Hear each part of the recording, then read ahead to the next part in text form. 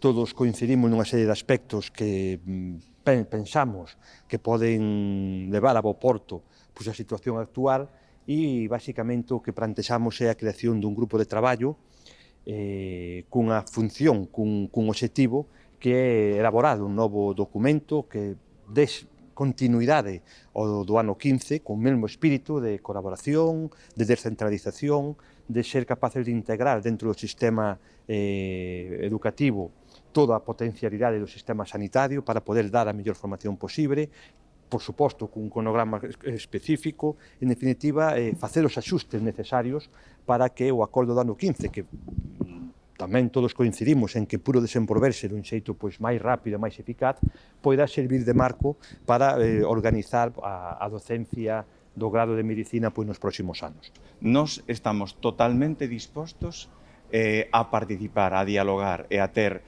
parte nese grupo de traballo que se falaba hoxe aquí para mellorar a docencia clínica como sistema en Galicia.